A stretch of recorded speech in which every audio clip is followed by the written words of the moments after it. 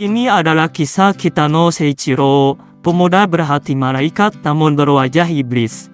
Ketika dirinya baru saja pindah ke SMA Hekiko. Terlihat, Kitano tengah bersiap-siap untuk berangkat sekolah. Namun, saat melirik jam, ia menyadari bahwa sudah cukup terlambat dan harus segera bergegas. Saat hendak melangkah, penglihatannya terasa buram. Ternyata, Kitano memang memiliki masalah dalam penglihatannya, dan ia lupa bahwa dirinya harus memakai lensa kontak. Ia merogoh saku dan mengeluarkan lensa kontaknya. Namun karena tangannya gemetar, lensa itu terjatuh dan menggelinding ke kolong meja belajar. Kitano panik dan segera menunduk untuk mencari lensa yang terjatuh. Di sisi lain, ia khawatir karena ia makin terlambat. Tiba-tiba, tanpa sengaja, Kitano menginjak sesuatu. Ia terkejut. Lensa kontaknya telah hancur di bawah kakinya. Rasa kecewa langsung menyelimuti pikirannya, mengingat harga lensa itu yang tidaklah murah. Sebenarnya, ia masih memiliki kacamata cadangan, namun menurutnya, jika mengenakan kacamata, hanya membuat penampilannya semakin menyeramkan, seolah-olah menambah kesan jahat yang tak diinginkannya. Kitano, ia benar-benar tidak menyadari bahwa bahkan tanpa kacamata pun dirinya sudah tampak cukup menyeramkan. Akhirnya, ia memutuskan untuk pergi tanpa alat bantu penglihatan apapun dan meyakinkan diri bahwa semuanya akan baik-baik saja. Di depan gerbang SMA Hekiko, seorang guru konseling dengan wajah garang berdiri mengawasi murid-murid yang datang. Ia menggenggam erat pedang kayu di tangannya, matanya tajam mengamati setiap detail. Seorang siswa berjalan melintasinya sambil menyapa selamat pagi. Namun, belum jauh melangkah, kerah belakang seragamnya tiba-tiba ditarik keras oleh guru tersebut. Dengan sorot mata mengintimidasi, guru itu menanyai si murid dengan nada tinggi. Apakah ia mewarnai rambutnya? Dan apakah dia tidak membaca peraturan sekolah? Sang siswa sedikit gugup, menjawab bahwa warna rambutnya memang alami sejak lahir. Ia pun tertawa kecil, mencoba mencairkan suasana. Namun, guru itu tidak mempercayainya. Ia menekan gagam pedang kayunya ke perut si siswa dan membentak, menyuruhnya untuk tidak berbohong kepadanya. Siswa itu langsung terduduk sambil meringis kesakitan. Tangannya memegangi perutnya yang baru saja ditekan dengan keras. Sang guru kembali membentaknya dengan penuh amarah. Dengan suara lantang, ia mengumpat bahwa kehadiran siswa bermasalah seperti dia hanya akan membuat SMA Hekiko terdegradasi dan kehilangan reputasinya. Sontak, seluruh siswa yang menyaksikan kejadian itu terdiam. Atmosfer menjadi tegang. Pandangan guru itu lalu beralih ke seorang siswi, dan dengan nada memerintah, ia memanggil siswi itu untuk mendekat. Tanpa babak, guru itu langsung mengangkat rok siswi itu, sehingga membuat siswi itu refleks menahannya sambil berteriak. Si guru bertanya, kenapa roknya terlihat lebih panjang dibandingkan dengan yang lainnya? Tapi si siswi itu tak menjawab, ia hanya bisa berteriak ketakutan. Beberapa siswa mulai berbisik, berisih melihat perlakuan guru itu yang dinilai sudah melewati batas. Suara-suara kecil mulai terdengar dari kerumunan. Ada yang memintanya berhenti, ada pula yang mulai mencela perlakuannya secara perlahan. Menyadari tatapan para murid yang mulai menunjukkan ketidaksenangan, guru itu sontak berteriak lantang, menantang balik kerumunan. Apa yang kalian lihat? Punya masalah, hah? Kalau iya, maju sini. Sekarang juga akan langsung saya skors. Suasana mendadak hening. Tak ada satupun siswa yang berani berkata-kata. Ketakutan mencengkram semua orang. Tak ada yang ingin menjadi target berikutnya. Melihat tak ada perlawanan, guru itu hanya tersenyum puas, merasa dirinya paling berkuasa di tempat itu. Tiba-tiba, Guru itu merasakan kehadiran seseorang di belakangnya. Saat ia menoleh, terlihat Kitano berdiri tegak di depan gerbang sekolah.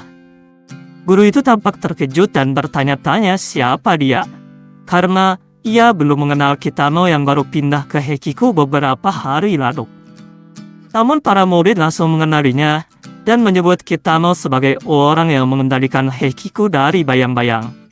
Dari sudut pandang Kitano, ia menyadari banyak orang sedang berkumpul, namun tak jelas apa yang sedang terjadi. Pandangannya cukup kabur, dan ia mulai menyesali keputusannya untuk tidak menggunakan kacamata. Guru yang merasa diperhatikan olehnya langsung berteriak, menanyakan apa yang Kitano lihat dan apakah dia punya masalah dengannya. Para murid yang menyaksikan adegan itu tampak terkejut, namun juga antusias.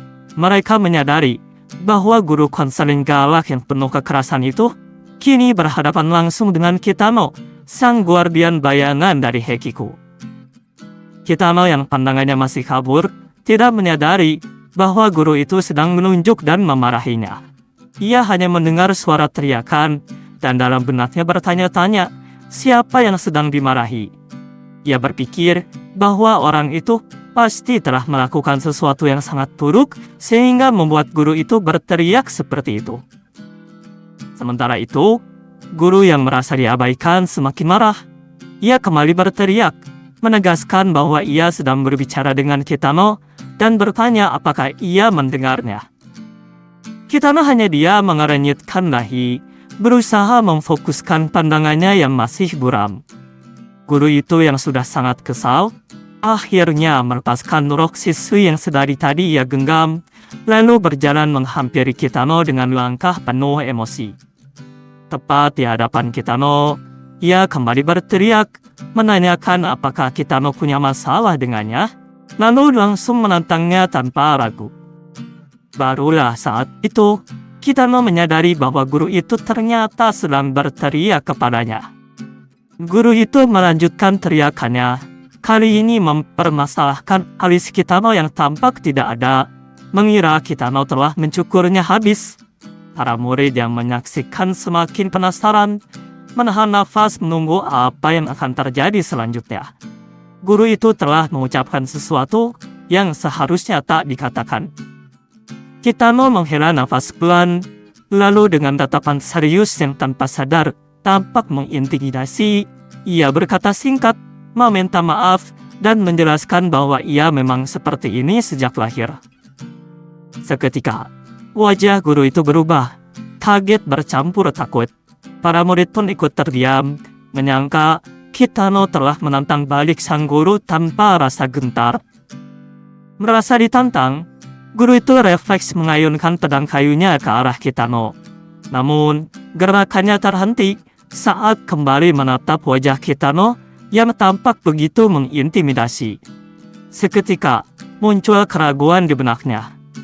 Ia terpaku, memandangi Kitano dalam diam, lalu perlahan menurunkan pedangnya dan menyuruh Kitano untuk pergi.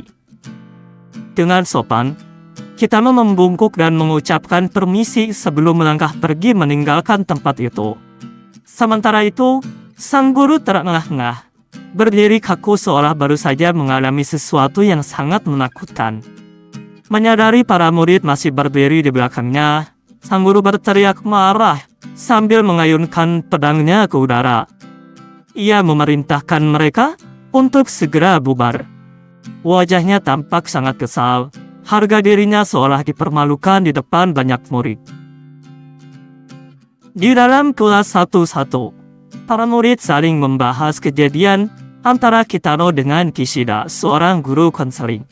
Mereka terkagum-kagum melihat keberanian Kitano yang seolah memandang rendah Kishida, seakan guru itu bukan lawan yang perlu diperhatikan.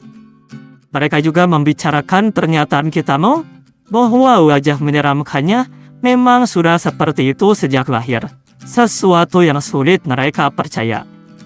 Meski ada rasa takut, mereka mengagumi keberanian Kitano melawan guru yang terkenal keras dan penuh kekerasan itu. Suara gebrakan meja keras menggema dari ruang guru. menandakan kemarahan Kishida yang memuncak. Ia sangat kesal atas kejadian tadi, merasa belum pernah dipermalukan seperti itu sebelumnya. Dengan gusar, ia bertanya-tanya siapa sebenarnya Kitano, karena merasa jarang melihatnya. Ia mulai curiga bahwa mungkin Kitano adalah siswa yang sering membolos. Meskipun ia sendiri mengakui ia sudah jarang berjaga di gerbang sekolah akhir-akhir ini. Saat sedang larut dalam pikirannya, seorang guru lewat di depan mejanya. Kishida segera memanggilnya. Ternyata, guru itu adalah Yokoyama Sensei. Guru yang, jika kalian ingat, sempat dibuat kena mental oleh Kitano di chapter 1. Kishida memulai percakapan dengan bertanya pada Pak Yokoyama mengenai seorang murid, menyebut bahwa ia mendengar Pak Yokoyama sangat populer dan dikenal dekat dengan siswa-siswa di sekolah. Dengan nada ceria, Pak Yokoyama merespon bahwa itu mungkin karena dirinya sedikit tampan dan selalu bersikap ceria kepada para murid. Itulah sebabnya ia cukup populer, katanya dengan santai. Namun, suasana berubah ketika Kishida bertanya dengan serius, apakah ia mengetahui siswa bernama Kitano? Ekspresi wajah Pak Yokoyama seketika berubah tegang. Tanpa menjawab secara langsung, ia tiba-tiba berteriak keras, lalu berlari pergi meninggalkan Kishida sambil berteriak bahwa ia tidak tahu apapun tentang Kitano. Kishida hanya bisa terdiam, bingung melihat reaksi Pak Yokoyama yang tiba-tiba berteriak dan kabur. Para guru lain yang sempat melihat kejadian itu ikut bertanya-tanya. Namun, perhatian mereka segera teralihkan ketika bel pelajaran berbunyi. Satu persatu mereka bergegas meninggalkan ruang guru untuk menuju kelas masing-masing. Tiba-tiba sebuah tangan menepuk pundak Kishida sambil bertanya dengan tenang apa yang terjadi. Ia menoleh dan mendapati kepala sekolah berdiri di belakangnya. Kepala sekolah mengatakan bahwa ia mendengar Kishida berseteru dengan Kitano, lalu memperingatkan bahwa itu bukanlah ide bagus. Kishida yang masih dipenuhi emosi membalas dengan suara agak tinggi, mempertanyakan apa maksudnya bukan ide bagus, dan siapa sebenarnya anak bernama Kitano itu. Dengan nada santai namun serius, kepala sekolah menjawab, Kitano adalah bom nuklir. Dia mungkin diam dan tersembunyi, tapi saat dia muncul, yang tersisa hanyalah keputusasaan dan kehancuran. Kepala sekolah melanjutkan dengan tenang, mengatakan bahwa Kitano pernah menghancurkan kelompok penjahat lokal hanya dalam 1 hari, dan bahkan hampir membunuh Pak Yokoyama. Kishida terkejut mendengar itu, matanya membelalak tak percaya. Kalau begitu, kenapa kita tidak mengeluarkannya dari sekolah? Tanyanya dengan nada serius. Kepala sekolah menjawab santai, tidak ada bukti. Kitano itu sangat licik, dia tidak pernah meninggalkan jejak. Tapi kalau dia menangkapmu, usahakan untuk membuat bukti, jadi kita bisa menyalahkannya. Pak kepala sekolah pun tertawa terbahak-bahak. Kishida hanya bisa terpaku, terdiam dengan mulut sedikit terbuka dan keringat di mukanya. Di ruang kelas 111, tempat Kitano berada, suasana terasa sunyi.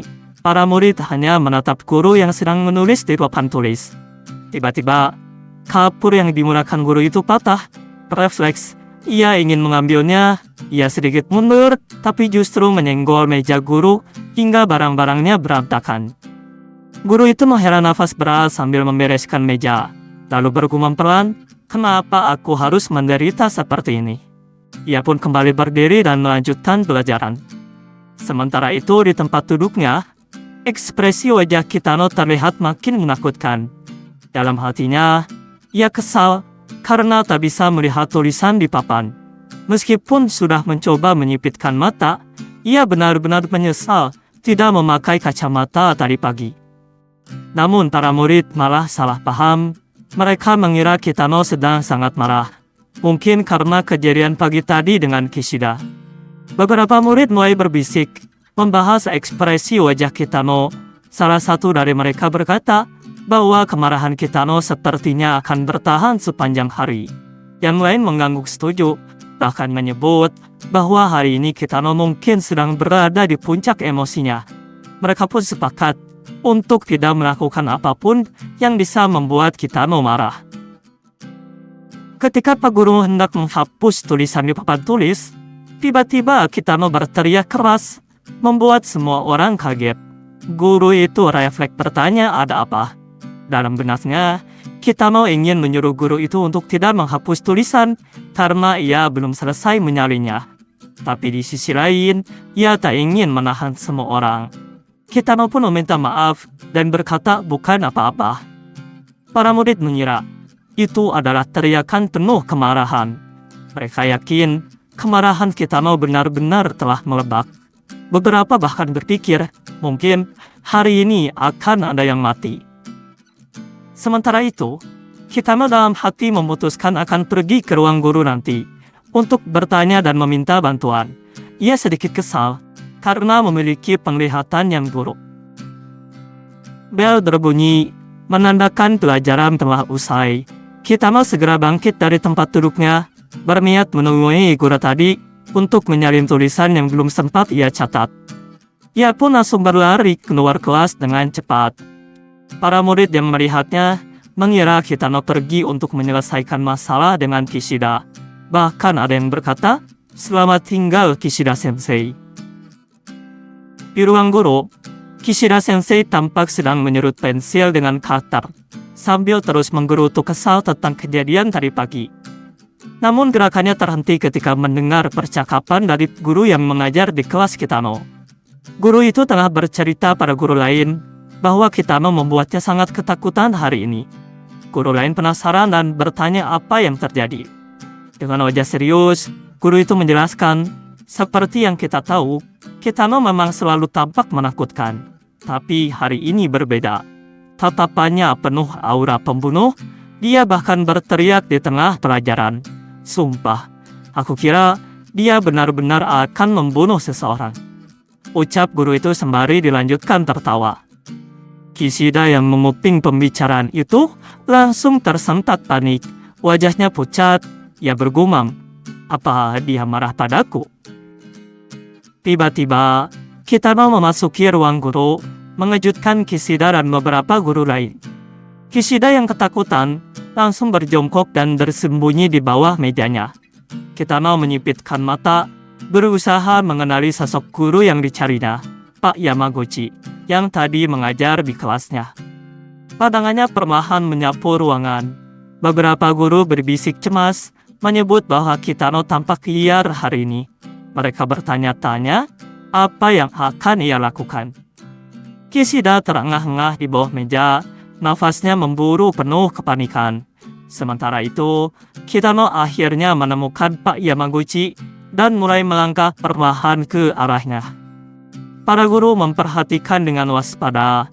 Kishida di bawah mejanya hanya bisa berharap Kitano tidak mendekat ke arahnya. Saat Kitano tiba di meja Kishida, pandangannya tertuju pada sebuah cutter yang tergeletak terbuka. Tanpa pikir panjang, ia berinisiatif mengamankannya, takut jika ada yang terluka. Namun karena ia berdiri cukup lama di sana, Kishida yang masih bersembunyi mulai bertanya-tanya dalam hati, apa yang sedang dilakukan Kitano di atasnya.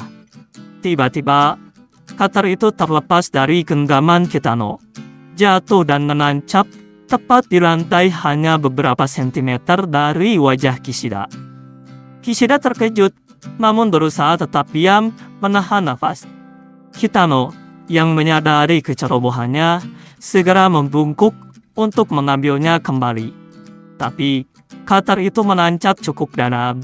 Ia menariknya dengan lebih banyak tenaga, namun saat cutter tersebut berhasil tercabut, ujungnya tanpa sengaja menyabat hidung Kishida. Sontak Kishida menjerit, tak tahan menahan sakit. Kitano cukup kaget. Ia baru sadar, ternyata ada seseorang bersembunyi di bawah meja. Kitano segera membungkuk, berniat memastikan siapa yang bersembunyi di bawah meja.